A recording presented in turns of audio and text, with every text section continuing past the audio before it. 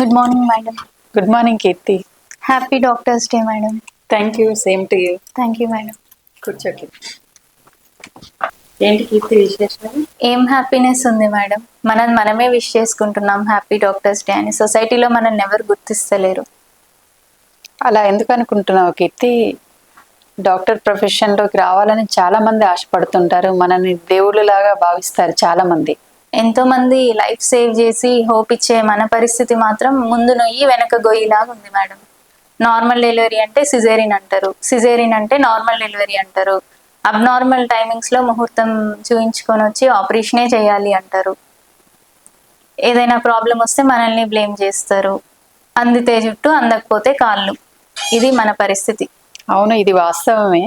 ఈ మధ్య టెక్నాలజీ పెరిగినప్పటి నుంచి చాలా మంది వాళ్ళకి వచ్చే ప్రాబ్లమ్స్ని ముందు గూగుల్లో సెర్చ్ చేసిన తర్వాత డాక్టర్ దగ్గరికి వస్తున్నారు. అంతకుముందు రోజుల్లో, పాతకాలంలో అయితే ఏదైనా సమస్య వస్తే ఫస్ట్ డాక్టర్ దగ్గరికి వెళ్ళేవాళ్ళు. కానీ ఇప్పుడు గూగుల్ని సెర్చ్ చేసిన తర్వాత డాక్టర్ దగ్గరికి వస్తున్నారు. అంటే గూగుల్ నమ్మినంతగా డాక్టర్ని నమ్మట్లేదు. అవును మేడం, పేషెంట్ ట్రస్ట్ బిల్డ్ చేసుకోవడం చాలా కష్టంగా ఉంది ఈ రోజుల్లో. డాక్టర్ని ఓన్లీ కమర్షియల్ ఆస్పెక్ట్లోనే చూస్తున్నారు ప్రజలందరూ కూడా. ఈ టెక్నాలజీ పెరిగినప్పటి నుంచి అడ్వాన్స్డ్ టెక్నాలజీస్ మనం ట్రీట్మెంట్లో ఎప్పుడైతే ఉపయోగిస్తున్నామో ట్రీట్మెంట్ కాస్ట్ కూడా పెరిగింది. సో దానివల్లనే ఈ డాక్టర్ పేషెంట్ రిలేషన్షిప్ అనేది కమర్షియల్ ఆస్పెక్ట్లో చూడడం జరుగుతుంది. ఎంతోమంది లైఫ్ సేవ్ చేసి హోప్స్ ఇచ్చే మనం మాత్రం వర్క్ని లైఫ్ని బ్యాలెన్స్ చేసుకోలేకపోతున్నాం మేడం. ఫ్యామిలీతో సరిగ్గా టైం స్పెండ్ చేయలేకపోతున్నాం, సరిగ్గా టైంకి తినలేకపోతున్నాం, నిద్ర పోలేకపోతున్నాం. దానివల్ల చాలా స్ట్రెస్కి గురవుతున్నాం మేడం. అవును కీర్తి, నువ్వు చెప్పింది కరెక్టే. ఇప్పుడు ఈ వైద్య వృత్తిలో ఉన్న చాలా మంది డాక్టర్స్ ఇది ఫేస్ చేస్తున్నారు. చాలా మంది మానసిక, శారీరక, దీర్ఘకాలిక సమస్యలకు గురవుతుండడం చాలా విచారంగా ఉంది. So doctors are silent patients. అవును మేడం, ఈ పరిస్థితి ఇలానే ఉంటే వైద్య వృత్తి ఎంచుకోవడానికి భవిష్యత్తులో ఎవరు ముందుకు రారు. అవును, ఇది సమాజానికి చాలా ప్రమాదకర పరిణామం. మరి దీనికి పరిష్కారం ఏంటి మేడం? ముందు ముందు పరిస్థితులు మారుతాయి అంటారా? సో ఈ పరిస్థితి తప్పకుండా మారుతుంది. మనం మన లైఫ్ స్టైల్ చేంజ్ చేసుకోవాలి మెయిన్గా.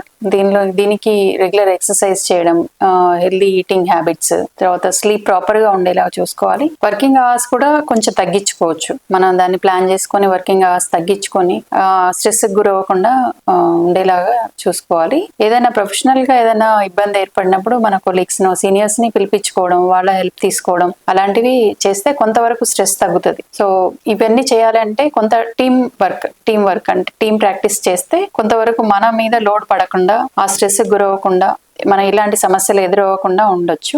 ఇంకొకటి, దీంతో పాటు మనకి ఏదైనా శారీరక సమస్యలు కానీ మానసిక సమస్యలు ఎదుర్కొన్నప్పుడు మనం కూడా వేరే డాక్టర్ దగ్గరికి వెళ్ళి వాళ్ళ హెల్ప్ తీసుకోవడం వల్ల కూడా కొంతవరకు మన ప్రాబ్లమ్స్ని తగ్గించుకునే విధంగా ఉంటుంది.